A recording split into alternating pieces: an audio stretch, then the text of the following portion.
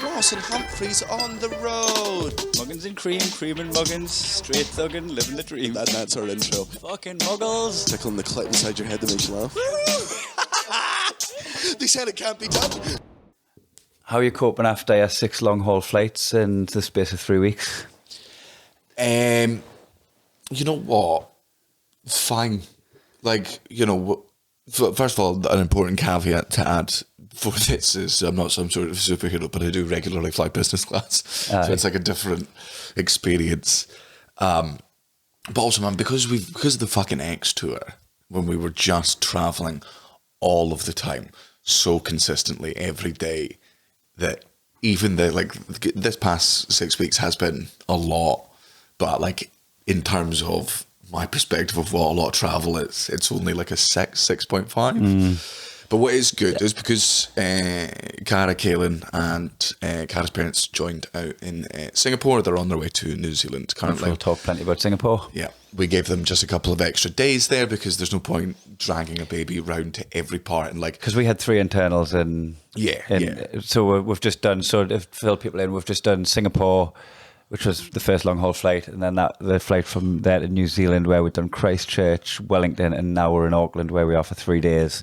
And that's when they're going to join us. Yeah. So they're joining us on the blocks. Yeah. And then we fuck off and do little skirmishes. And then they'll meet us in Brisbane. Yeah. Where we're going to be there for a little while. So it's kind of working out. For me, it's very, like, Cara's parents coming over, like, the math, it's blowing their mind. They never thought they'd ever, like, get to go to Singapore. And one of the things a lot they've, you know, sometimes when I feel myself incapable of experiencing joy or expressing it well. See it through other people's eyes. Yeah. Yeah, it's amazing. Like seeing other people enjoy things, you go, oh yeah, no, this is fucking amazing and I shouldn't take all of this for That's granted. why I keep a harem of professional plus ones that come skiing with us and shit. And I'm just like, I always want to take me, like, mates from back home. Just to share it, because you know, we're so very lucky to live this life, and then hopefully in your career you get to a point where it becomes more financially viable to be able to share it. And thankfully, the one thing that's very fucking vindicating for me, and the only other time I've ever felt like it, was when Cara joined on the American tour, and after like 2 weeks, she was like, "This is hell." How do you do this all the time? She was like, "This is awful." She was like, "You wake up too early in the morning, you go to a fucking airport, you're in minimum 1, maximum fucking 3, you arrive at your hotel, you check in, you shower, Neil sets up the venue, you go do a gig, you meet fans afterwards, you drink, you smoke, you go to bed, and then you do it all again. You don't get to see these places, you don't get to eat." And you're like, yeah. But to hear somebody else complaining about the thing that I always feel like, because I really hate myself whenever I complain about stand-up. And by the way, I know I do it a lot on this podcast. Oh, this is the podcast. This is where we'll let off steam. But like, people don't really see that grueling side of it on socials. Well, because it doesn't. Well, and also, like, it doesn't feel. It's like one of those things where it's like being like, "Oh, fucking it, man! Have you ever had to carry around a bag of money? It's fucking heavy." People are going, "Shut up, cunt! Yeah. Shut up, you." But this rucksack full of gold, it weighs like 30 pounds. Like, it's 30 pounds a lot. Yeah. I think I meant kilos. Well, man, it's the thing that it's like with fucking perspective. People always go, "Oh, are your diamond shoes too tight?" And you go, "Well, no, hold on. If I were to buy diamond shoes, the bare minimum I would expect of them was that they fit my fucking feet. Like, I'm not going into Foot Locker and being like, do you do those in a size fucking 9 up there? Like, they're going to be fucking custom made. If you've spent that much on something, you do expect it to be good. I'm also not aware that's the most privileged thing I've ever said in my fucking life. Talking about your business class endeavours, can we talk about you putting me on a flight around the world when you got a direct flight? That's never happened before. No. Did you ask for that? So Daniel flew direct from Singapore, business class, to New Zealand. Yeah. And I went middle seat economy via Melbourne with a 4-hour layover. Yeah. That was not. I was like, I'll see you in a while then. I don't obviously book any of the travel, but Marlena knows. I'm like, I'll not get on a plane that's more than 7 hours if it's not business. Like, most of the time when I land a place, I have a gig that night, I have press that fucking day, I've got something the next day. You're going to a part of the world where the time difference is so much, and it's easier to sleep. And I understood when Marlene was saying, like, Daniel's going to fly business, but you're not, because I'm coming on this tour with you, but I'm also doing my own shit. Yeah. So I'm going to be doing maybe a dozen of my own gigs. Yeah. So she's like, if you want to fly business, upgrade yourself. And I was like, well, I'm not where he's at yet. Yeah. So I'll probably not do that. So it was my own option as well. But it's also, Marlena has always been very, very good. And one of the many, many reasons why she is such a very, very good agent and manager is because she cares about things that you don't ever really pay attention to. And that's why when you go and experience things that she set up, they're normally 1,000 times better than you expect them to be, because she's... But, like this accommodation that we're in. It's fucking incredible. Unbelievably good. But because of that, she is very, very good. And because she does accounts, and because she's just qualified in so many things, and because very smart, she's like, oh, if we do it this way, we can cut costs here. And like, man, fucking 10 years ago, 5 years ago, all the cutting cost shit. Sharing a room in the Premier Inn. So fucking necessary. It was the only way, like her cutting all those costs was enough for me to be able to pay my mortgage, was enough for me to be able to pay all my fucking bills. Yeah. Like all of those. And the amount that came in off the tour wasn't just chipped away at with all these extravagances. No, and it made a huge, huge difference. But what's happened is because of the past couple of years of my career, we got to a point where yeah, mental health's more important than your bank account. Yes. Yeah. Which is why it's like, I never want to feel like I ever did on X ever again. I never want to hate this job. I never want to walk out on stage and despise the audience for making me be there again. And the way to do that is to make travel not a fucking chore. Yeah, make the bed as comfortable as the one at home. But Marlena's like, great, Daniel needs that. But I can suffer. I'm an agent. I don't give a shit. I'll fucking fly economy. Because it was and Kai's working class. The cunt's just happy to be in a fucking plane. He doesn't even watch the movies. He just stares out the window and screams for the 12-hour flight, going, it shouldn't be possible. It shouldn't be possible. I'm flying. So it was really funny as well, because she was like, oh, because if all three of us went on that flight, it would have been like extortionate, not worth a while going to New Zealand or whatever. And like, so we're going to get on this one. And I was like, I think I'm the only one that's not gaining anything from this. Well, she's getting a cut of the thing, and you're getting a cut, and I'm like, I'm a sucker for being on a flat rate. But it's also like that stuff makes me feel like, don't get me wrong, there is a massive part of me that feels like a fucking cunt that when we get onto planes, I turn left and you turn right, and I'm like, I'm looking forward to the next stage when we're all able to turn left and Marlena's able to turn left, and we can all do that. And we did do it in America. You did put us on business the America trip and back. And I said to Marlena, and I was like, look, I'm so grateful for the way you've done things, and it has been correct for 14 years. But now, just stick yourself on the fucking New Zealand flight. What are you doing? Let's just we'll take on the fucking. And you know what? In 5 years, when this success that I have might diminish, nothing is ever permanent, nothing is ever fucking guaranteed. I could get to a stage where, the tour... You may get unwell. Might get unwell. I might do an Alfie Brown. You may lose your voice. I might do a lost voice. Which hopefully you'll lose your voice before you do an Alfie Brown. Just whispering the N-word. It's not as quite as cutting when he whispers it. Well, you think? I think. No, I mean, if we want to hold that under a microscope, I think there's something really, really more vindictive about. Turn this up. Did you hear what he said? No, I think whispering it is. It's trying to get away with it. Yeah. Or you're whispering it into a black person's ear, and they'll be like, "What is it? No, what are you talking about? What are you talking about?" No. You want to talk about the Alfie Brown thing? You want to be two straight white men and discuss Alfie Browns? You know what? I texted him the day as a welfare check. Aye. I didn't have the same number. It was from within the Punch Drunk gigs in 2016. For those of you that don't know, there's a comedian called Alfie Brown who last week, I think he got into like a... I mean, I think it's also safe to say he's a friend of ours. Yeah, absolutely he is. I don't want to distance myself from him. Not going to distance myself. I'm going to be very honest about my opinions here.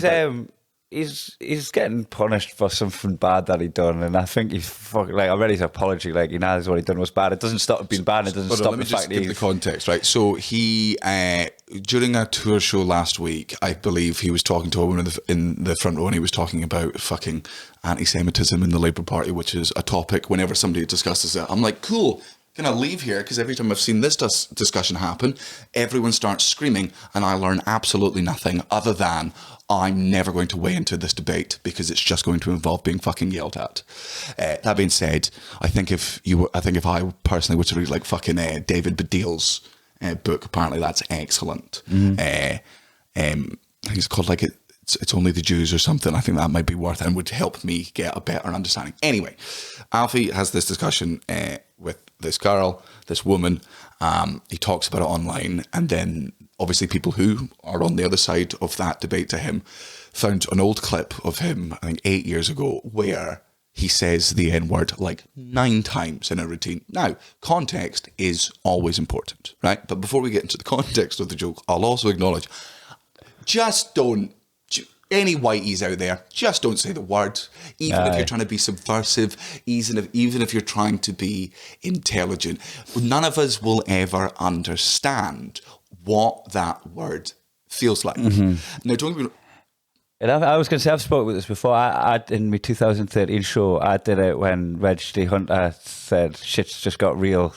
And I said the word on the set. And my whole thing was like, I don't know how to respond to that because like I don't want to take credit for a struggle that I wasn't part of. Yeah. Like I'm not. So like I did that one time, but luckily for me, it's not recorded. So when I'm like fucking educating myself and trying to fucking educate other people from the Blythe region who are being fucking openly racist online during the Black Lives Matter movement, where I was just like, oh shit, these people are in an ignorance that I can help them out of before they say some shit that they regret. I didn't have that getting fucking taken out of context and put online to devalue everything I've learned since 2013. It was important to know that even then, I still didn't think what I was saying was bad. It was like I was quoting somebody who actually said it. I shouldn't have said it still.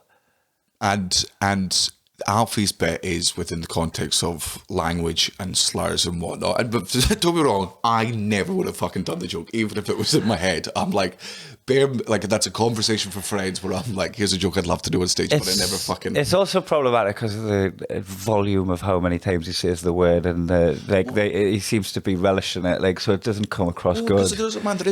We've all gone, or at least I can. And it was a joke about language. It wasn't a joke so much about race. I have absolutely in my fucking career, and I probably will again, tried to be a fucking edgelord. Try to do something where you're going to do something dangerous that shouldn't be done. So to give yourself the rape jokes I did when I was an open mic. Oh my god, what was I doing? Aye, man, I'm pretty sure even with like my sister of my sister, I definitely said retard on stage. Aye. Like there's not that I think that compares to the N word, but then also like it's still a fucking slur and we'll not understand how it feels to hear that. In recent times, you've said the F word quite flagrantly because you feel like you're surrounded by so many gay people that it's okay.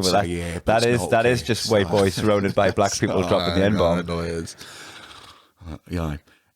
So that basically that like everything that we've said and done in our career, like there is stuff that could get us all. Yeah, and what happens here is in the situation that Alfie's been through. I did some research on this. In America, where stand-up comedy is the most popular than it is anywhere else in the world. It's, I don't know if it created stand-up comedy, but it certainly perfected what is the modern day version of it. It's the one that inspired all the other countries to get involved and do it. Like when you think of comedy, that most people would just name mostly American comedians if you were to ask them globally, that is. So in America, where comedy is the most popular, less than 10% of the population consume stand-up comedy in any format, right? That's live ticket sales, that's people that stream specials on Netflix, that's people that less than 30 million people in America, less than that watch and consume stand-up comedy. So therefore, it's reasonable enough to assume that those statistics are true, if not lesser, for every other country in the world. It's going to be less than 10%. So and that's important. It's important that most of the population doesn't enjoy stand-up comedy because it's not for them. It's for us. And when we're in that fucking room and it's just as the reason jokes that are taboo and horrible make us laugh because we're like, man, if you were to say this in the street, you'd get fucking yelled at. If you get fired, a lot of people will get fired from their job for saying what we say on stage. And also that's why like the best gigs are in basements because you like to feel like prohibition. Yeah. You like it to feel like a speakeasy, just like you're fucking underground and everybody knows we're here. It's punk, it's fucking rock and roll, it's all of this. So what happens when something is resurfaced like what fucking Alfie Brown did there? First of all, you've got to understand, there's just people out there who, when they hate someone, will just do what people do, which is go through everything they've ever said in the past, take those things out of context, put them up there, and use it to be like, look at all these awful things he said, and taking all of these jokes out of fucking context. And it is just this, mob mentality of let's fucking destroy and get rid of it. But these people do not watch stand-up. When this fucking happens, like they're going to try and get Alfie pulled from these fucking venues because the other threat they have, which is, I'm not coming to the show. You were never going to the fucking show. You didn't hear of Alfie before this. You don't watch fucking comedy. It's when it's put into the rest of the world where stand-up comedy doesn't fucking belong, they don't know how to react to it. Like Alfie Brown has 12,000 Twitter followers, and all of the fucking tweets about him were getting like 200,000 fucking retweets. None of them know who he is. None of them will ever know who he is. They were never going to see him fucking live. But don't get me wrong, I imagine from fucking Alfie's perspective, it feels like the entire world it'll feel overwhelming, screaming at you. And also, I personally, I think his apology was good. I was wrong. I tried to... I've grown since. But here's the thing, apologies will never be enough for these people because they sorry to interrupt, but what was gutting for me about that whole thing was when it was like, it was 2015, and I was like, that was just the other day, that. And then I was like, that's fucking nearly a decade ago. I was totally gutted to find out how much time had elapsed since 2015. Aye. I was like, oh no, that's 2015 is a time where people are claiming times have changed since then. But they really fucking have. It was a massive culture shift in 2020. Yeah, but I also still don't. I think we can say with good reason that even in 2015, that routine was probably mostly unacceptable. But again, considering I said I was doing something not even close to as bad as that in 2013, and I dropped it because it didn't feel right. Yeah, but when. So obviously the apology isn't enough for Alfie. These people who fucking hate him and just decide to hate him because that's the target they have for now, and they're going to continuously find clips of him and have a word where they're going to take his jokes out of context and they're going to use it to prove that he's a bastard and a fucking evil man or whatever. The apology will never be enough. When people get offended by comedy, it's an ego thing. Someone they don't know, has affected their emotions in a way that they didn't think was possible, and you don't know who they are. You've upset them, and that hurts, and they hate that. They don't want that to be erased. They want you to bend the fucking knee so they can make you feel the exact same way. They want you to feel as powerless and as helpless as they did when you fucking offended them, and nothing you can say will ever be enough, because the only thing you can say is when you say something wrong, horrific, something that you shouldn't have fucking joked about, is, I am sorry, that was wrong, and I promise I will change from here on in. That is the only thing you can ever say. I also sometimes don't think the word sorry is always necessary. I think the word promise of growth is what I want more than, anything fucking else. I listened to a podcast once about the word sorry and how Donald Trump didn't use it and Justin Trudeau used it really frequently. Yeah. So he gets way more backlash for the things he says because he's got a propensity to apologise.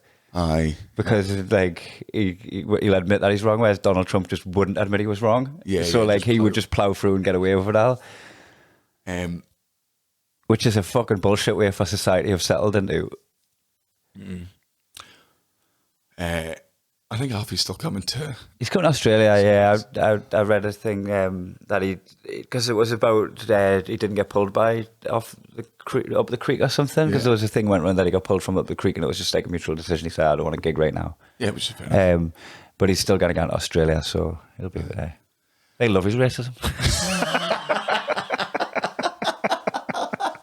Justin Tara, do the N-word. He's like, what am I going to do with my career? I've got it. Go to Australia. I watched the thing with that trigonometry thing where the two lads were like looking through the barrel of the camera, going, they'll get you next. They're coming after you. They're going to bring the woke mob. They're going to bring everybody down. But Alfie, you've got a place for me here. You've got a platform here on trigonometry. And you, when they come after you, you've got a platform here. And I'm like, what makes you think that I wouldn't go back and work at the leisure centre before I took on that platform? I just got to get a regular job. Aye. You think I just need to be seen that much? That I'm just like, right, any platform will do. Just someone listen to us. Well, because I mean, that is what eventually fucking happens. It's happened with Brian Callen over in America, which is when comedians get, air quotes, cancelled and attacked for things they've said or done. Now, it's important to understand that Brian Callen is and I have to say this legally, but please look at the glint in my eyes, an alleged rapist. Matthew, zoom into my eyes. Brian Callen is an alleged rapist. When you get, yelled at to the point where the left and the centre no longer want to watch your comedy, the only options are either quit comedy and stop doing it, or lean in to the right-wing grift. And just fucking being like, okay, well, the left is overly sensitive and they're heavily police and, there's no apologising to them, there's no fucking policing them. But I'm just going to go over there where you can say whatever the fuck you want, and I'll change some of my opinions because Brian Callen's now on Louder with Stephen Crowder. I don't know who these people are. Oh, man. Brian Callen, you'd recognise. He's one of fucking Bald Fraud's mate. He was in a random film, wasn't he? Warrior. What? Yeah, that He was plays the it. Joe I Rogan was going to say, because character, I've seen Warrior, and I know who you mean now. So Stephen Crowder is this right-wing fucking guy who he's just like a smaller Alex Jones. Has this podcast where he talks about right-wing talking points and makes fun of trans people, and then is like, buy this cup, buy these pills, buy this juice, but it's all part of the grift in order to make money. And it's the Tucker Carlson thing and the Piers Morgan thing of, if you throw enough money at me, I will change whatever core values I have, because my actual core value is I love money and I want more attention. So I just can't see Alfie doing the right-wing grift. Nah. Can't see him. Nah, I think he'd rather do anything else. Aye. I don't think they realise that's the this is your only option is to come to us. And you're like, nah, there's also the option of being a bum on the street. Aye. That's way before that. Man, look how fucking miserable Andrew Lawrence is with his fucking audience. Aye. Because he had, like a centre fucking audience. He had caught people that liked his stuff because he was such a good fucking writer. I reckon I'd fucking mop up with that crowd in alley enough. I just started leaning into right wing, fucking working men's clubs. Oh, you could. I'd fucking. Did you see that Jim Davidson is on a tour called Proper Comedians Tour? I'm They put proper in quotation marks. Yeah, I'm going to give Did they mean it? one guess as to what the word proper means. Straight white man over 55. Aye. That's what all 7 are. Aye. There's just proper stand up. You can bring your wife, but don't let her laugh. I don't know. Did they mean the air quote, the actual quote marks on proper? Because they're just like, they put proper comedians, but I feel like they meant proper comedians, but they put they put an accent on proper.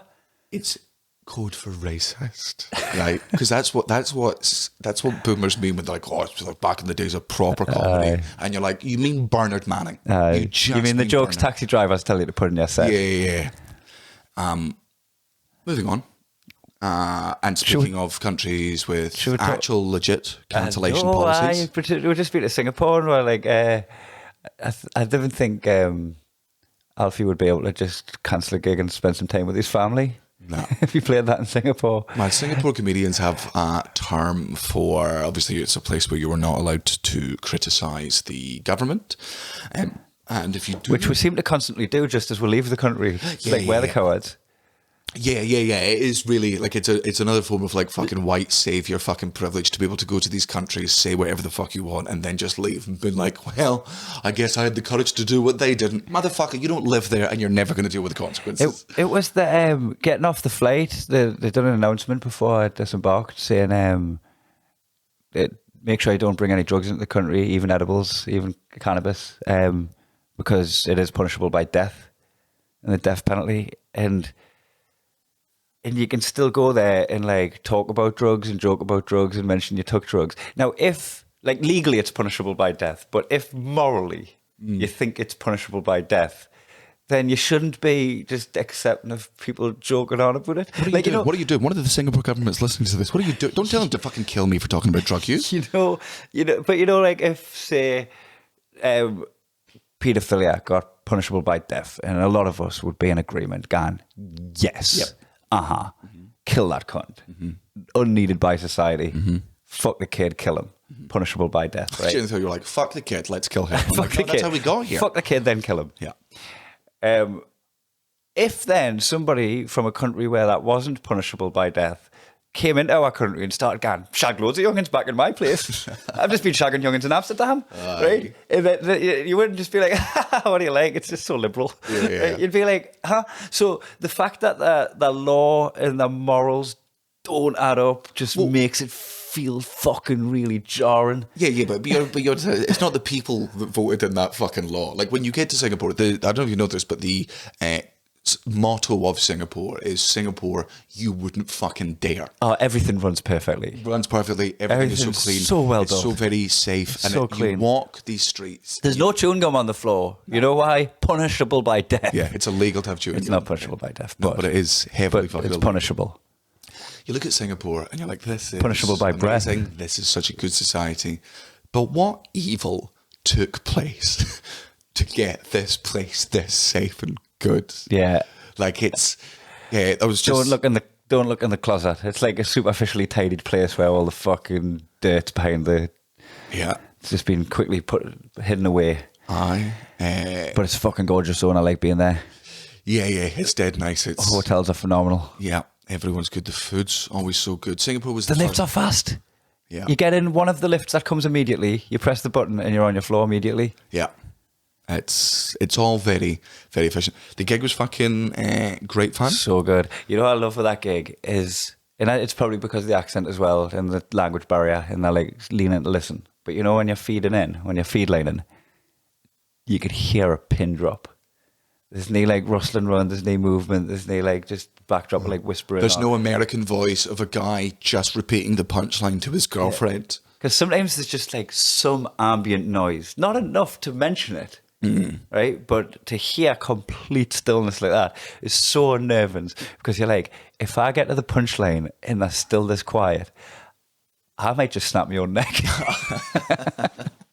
But then they'd laugh hard. That was what was good about it. They fucking peaked every punchline. Yeah, and really class gigs. I enjoyed it last time I was out. Enjoyed it this time. Hope we can come back after this episode.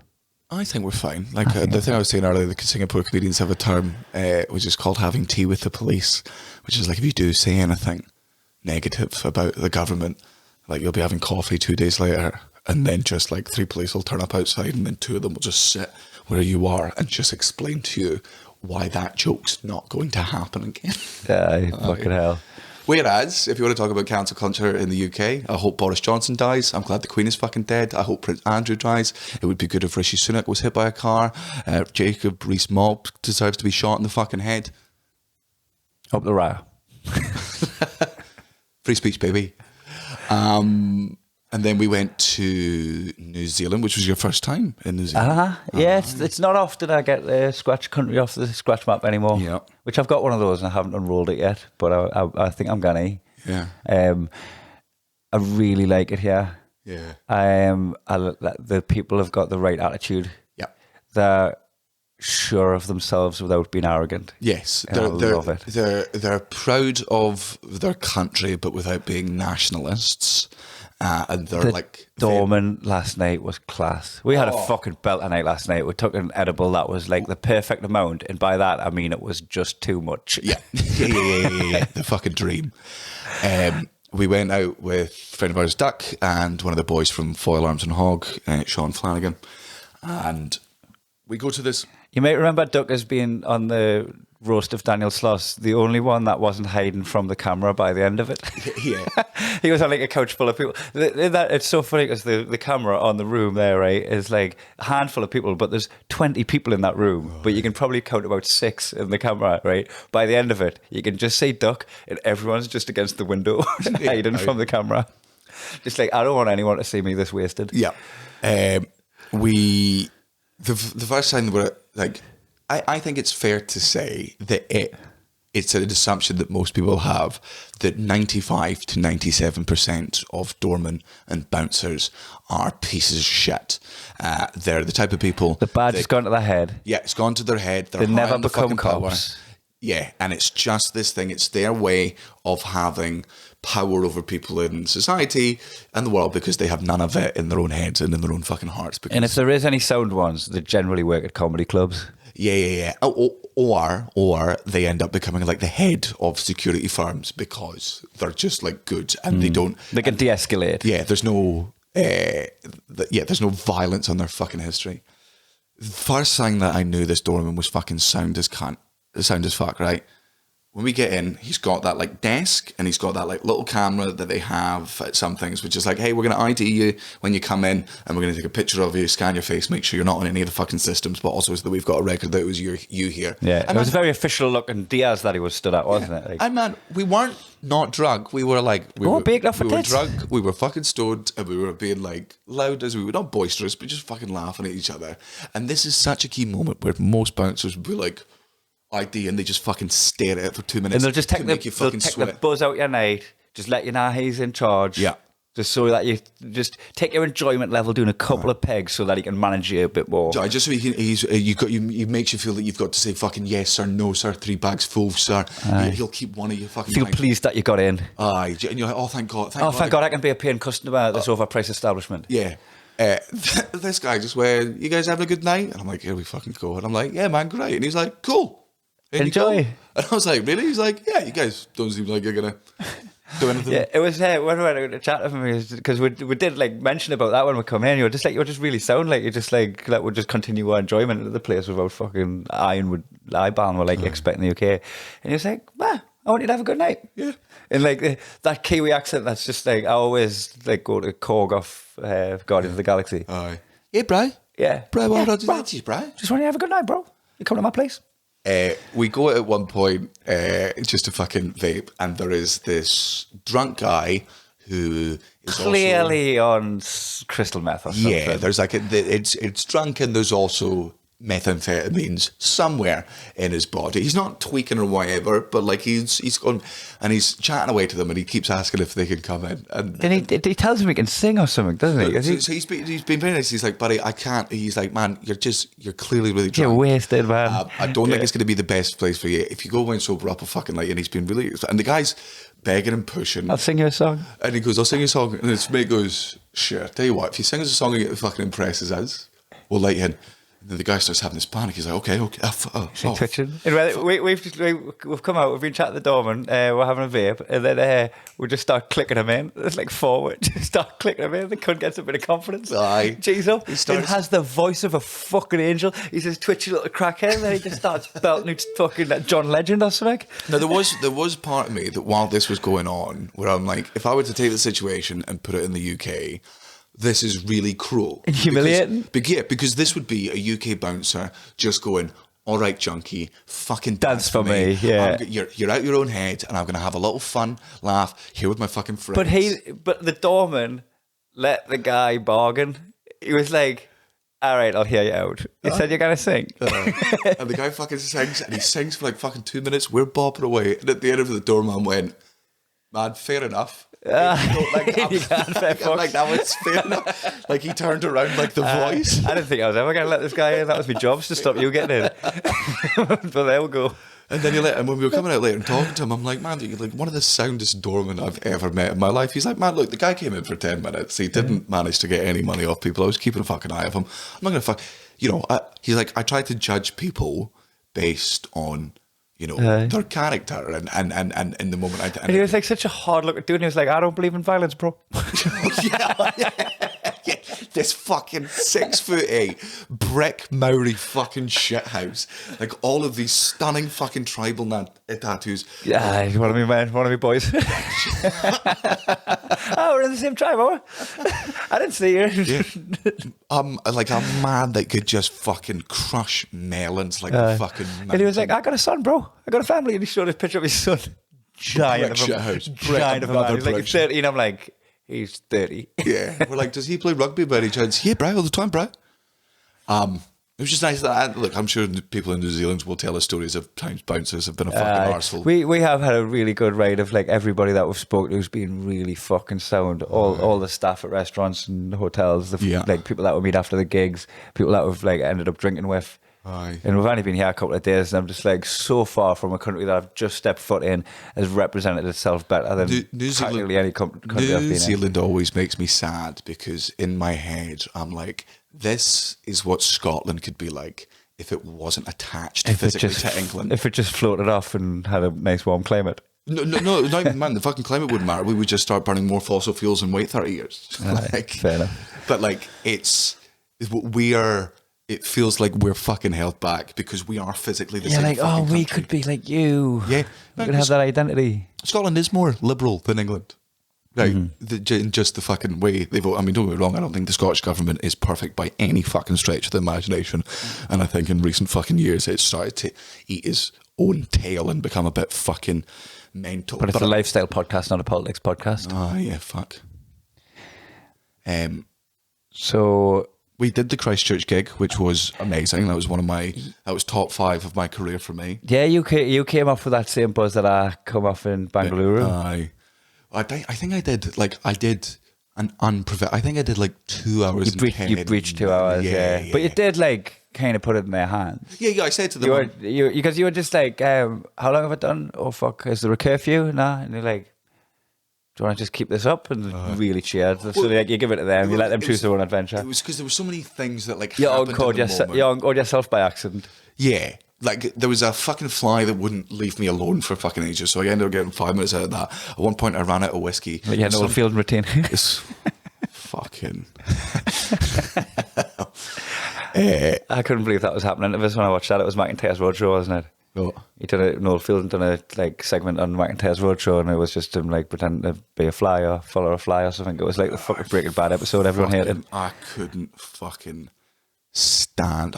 Now I'm a bit old because I hadn't watched Bush or anything, so I didn't know his cultural significance. And I was just watching somebody doing the job that I'm just taking up, going, "What are you doing?" And I think, if I'm being honest, I think the reason I hated Mighty Bush wasn't. First of all, it's not for me. It's not my type of fucking comedy. I don't find. That's a deal breaker for some people if you don't like the Bush. Like, I don't think just being random is clever or funny. I think it is a very, very simple format that's fair enough, speaks to the mind and the sense of humour. Yeah, it's Mad Libs. It's very simple.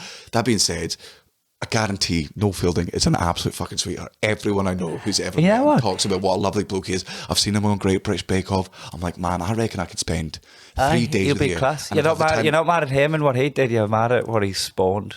Yes, I'm mad. You're mad in the same way that's why you're mad at Phoebe. Yeah, because Phoebe created kooky people. Yes, and he created, and he created random people. He created random people, and it was like this time in fucking random. It was time in school, like when we're all in our fucking teenage years, and there was me and my friends and teachers and other people who were genuinely fucking funny, people who were like funny in their own right, and then for like fucking 3 months of the year, whenever Mighty Bush was on television, the unfunniest fucking cunt on the bus and in the class just got to be like, I'm old Greg, I got a mangina, and half the class would be like, nah! And you're like, this is fake, he's a fucking charlatan, this isn't humour.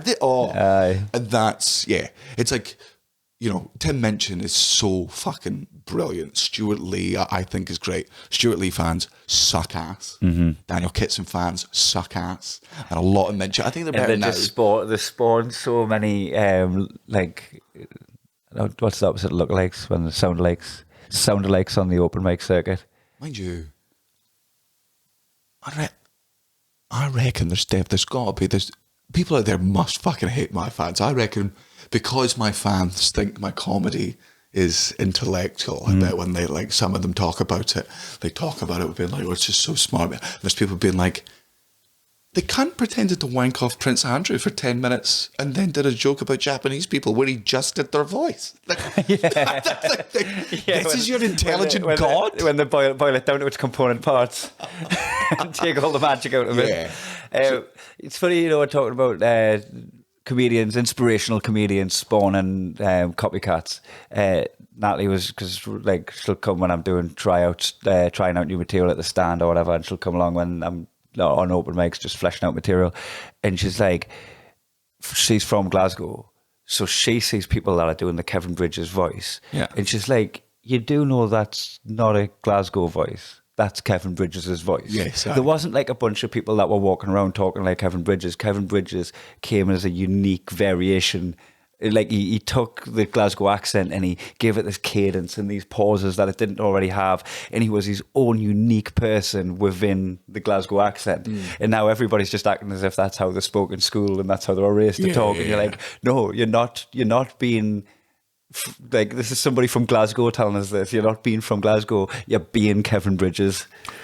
Do you reckon if you were to be at one of these open mic nights and there was an open spot who was like a massive fan of yours, been a fan of yours for like fucking 8 years, you were the reason they got into comedy, they watched you for 4 years, they watched you for 8 years, they've decided that they want to do stand-up comedy, and in the way that I sounded like fucking Ed Byrne when I started stand-up comedy, and the way that we all just do impressions of it, do you reckon you'd recognise somebody doing an impression of you? Or would you just be there being like, fucking hell, this chick's class.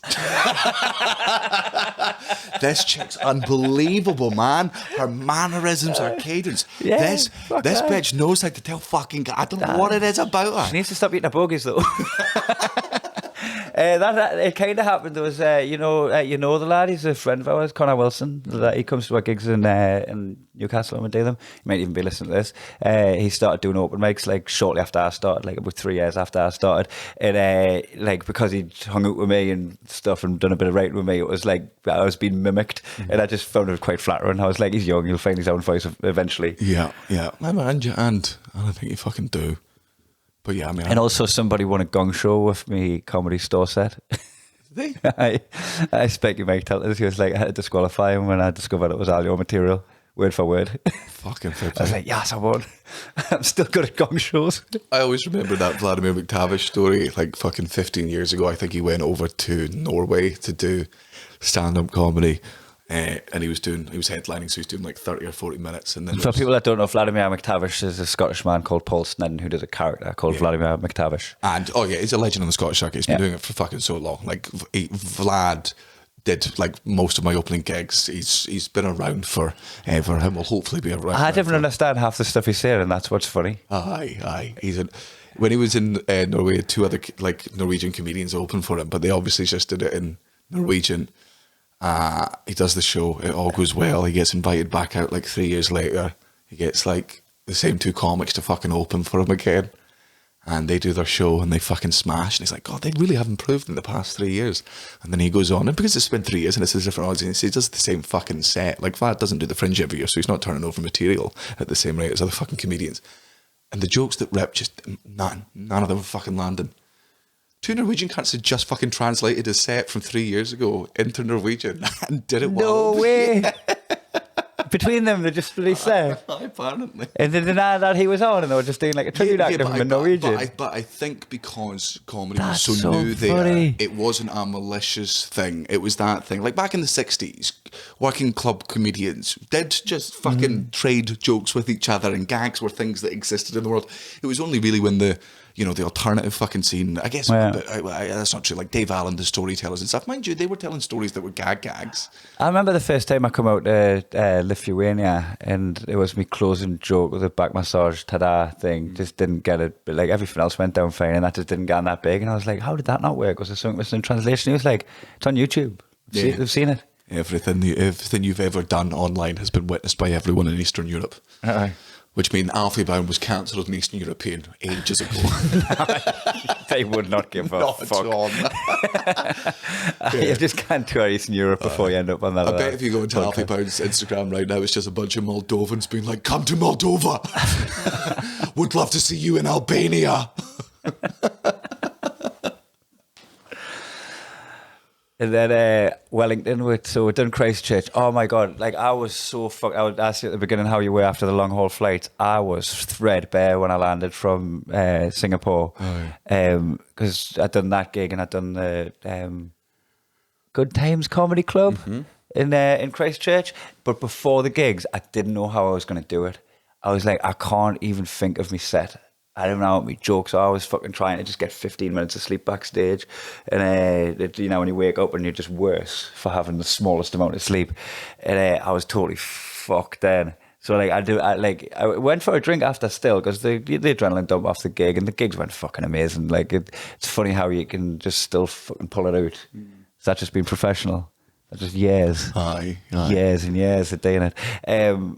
Went for a drink after, but I think I had a really nice night's sleep that night, and it was when I landed in Wellington where I was just like taking the country in, and we're driving getting a taxi from the airport to the hotel.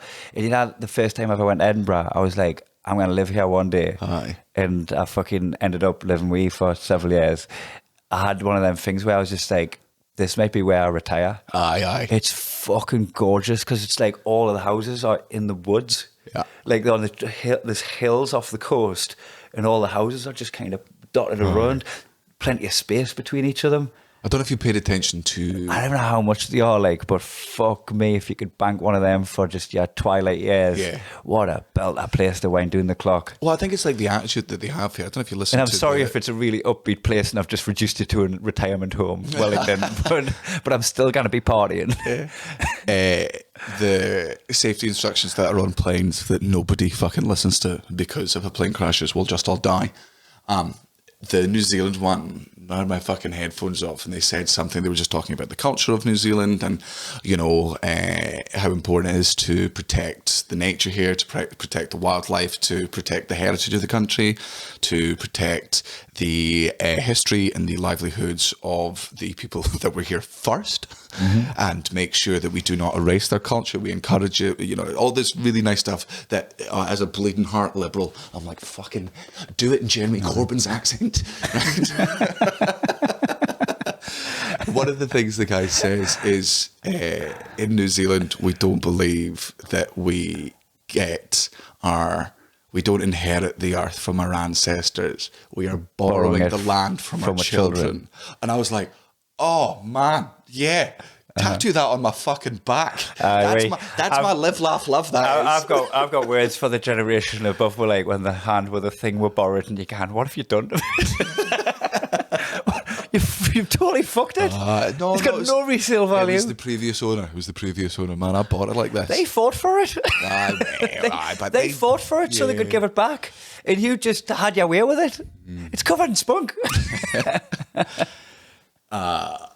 Yeah, it does just feel like So I worry, like, because obviously, so Jacinda Ardern, there was the Prime Minister of New Zealand. She was like the one that was like meme heavy on like the left wing fucking TikTok algorithm, because she was just LGBT inclusive. She believes in fucking global warming. She understands that it's fucking real. She was a very human politician, like a real, like would go to the grieving families after the fucking earthquakes, after the fucking killings and all this stuff. Very, very human in a way that nobody from the Tory party has been for the past 25 years.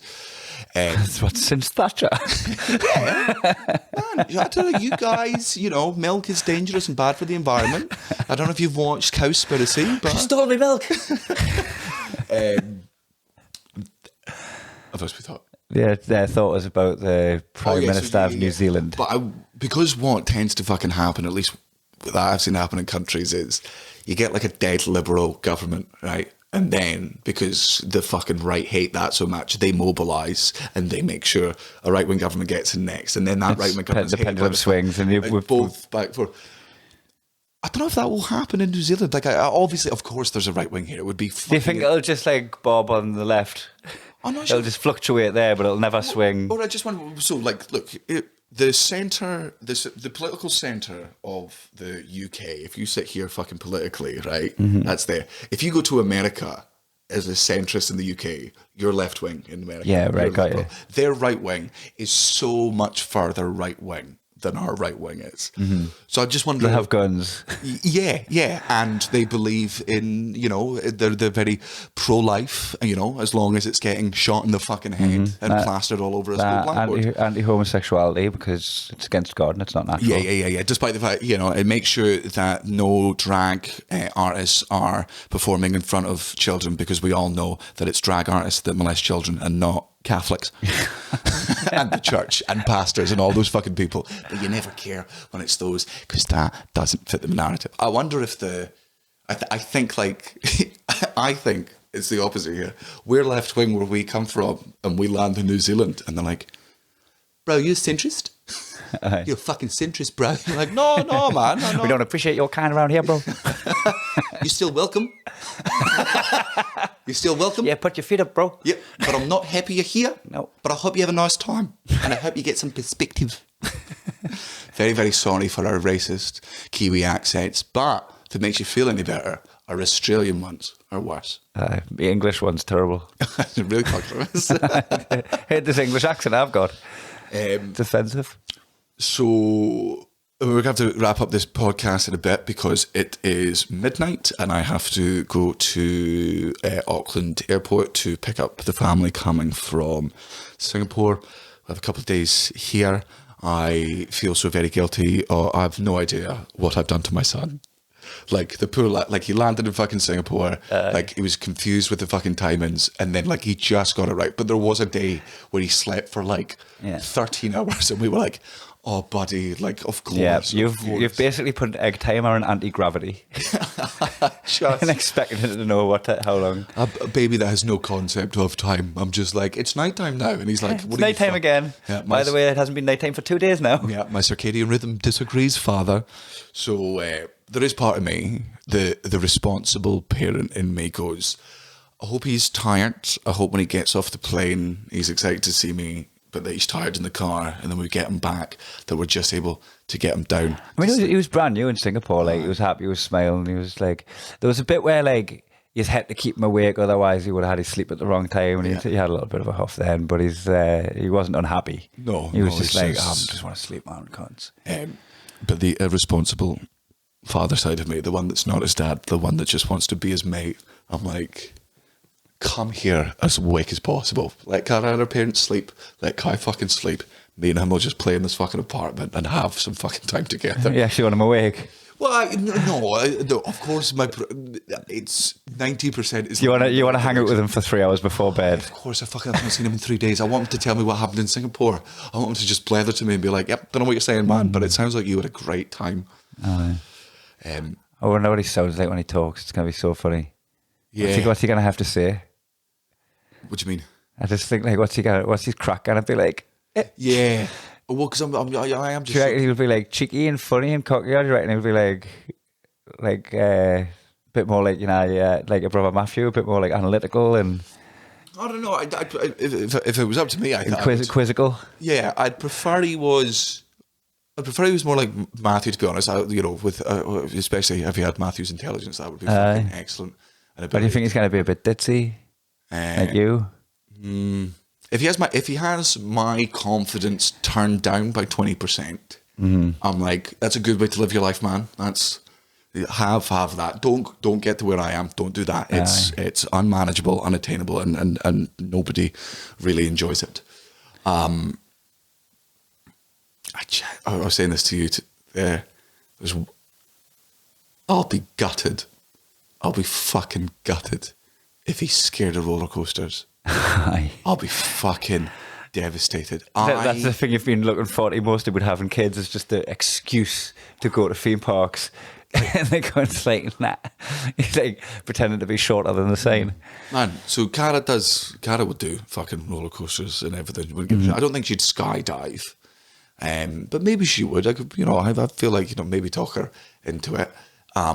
Jean cannot do theme parks, can't do roller coasters. Me and Ali were in a Ferris wheel with her once in Edinburgh, and she cried for like 3 rotations of it. A Ferris wheel? Yeah. To be fair, that was when me and Ali were being dicks. And on one of the carousels with the horses, just slow down. Well, to be fair to you, me and Ali were rocking the fucking thing, which is like the worst. That's like somebody scared. I wouldn't like it if, as somebody that was scared of heights, if I was stood near a cliff edge. If you did that to me, I wouldn't talk to you for a month.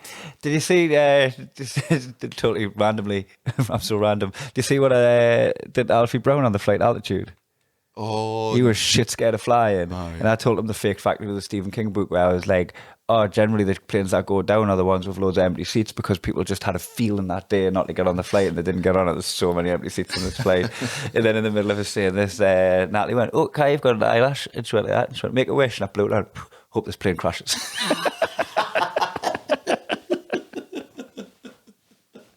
And then he was just said the N-word a bunch of times. I was like, well, fair enough, Alfie. Well, I hope you got that on the black box. I didn't mean that. That's not what I meant. I think if you are somebody who is scared of roller coasters, it is your moral obligation, if the love of your life enjoys roller coasters, that you break up with them and do not diminish the rest of their life. Put on a brave face, man. Just get on it and just don't enjoy yourself. Just be living in fear for like 3 minutes of your life. Just 3 minutes, and then again, and then again. Look, I'm scared of heights, but I will always do things that involve fucking heights, because I'm aware that my fear is illogical. Right? I don't think it's fully illogical, but you know what I mean. Like, it's the bit of me that's when I'm standing like this close to an edge, I know that if I was stood here right now, there's no chance I would fall 3 feet in that direction randomly. But if some monkey part of my brain, when there's a cliff there, goes, that's a possibility. You can't trust your intrusive thoughts, Daniel. Yeah. I've got a fear of rejection, but that didn't stop me chatting up lasses in Blue Bamboo. In what? Blue Bamboo. Oh, what's that? It's just a nightclub on the big market. Oh, okay, isn't it? So Blue Bamboo. Aye. Is that like a euphemism for anything? Is it just... That's just a built weird thing that you can say in a Geordie accent. Oh, that is it. Blue Bamboo. That wasn't a Geordie accent. No? Blue Bamboo. Blue Bamboo? Oh, sorry. That was Blue Bamboo. Mac, I'm saying Blue Bamboo. Oh, yeah, explain the difference to me between the Markham accent and the Geordie accent again. Like, they kind of just like hang on to their double vowels a little bit. School computer. Super duper. Blue Bamboo. I was down at Blue Bamboo. I can't deal with that. But there's a barman chatting to you last night in Wellington, and I was high as fuck, and we're going to move on to that pool hall. And I come over to sip a bit of whiskey with and fucking call the night. What's happening? Mac's about to die. Mac's about to die. Right, anyway, over. He asked if I was a Mackham. He's dead now. We'll see you next time. Sorry, podcast about to die.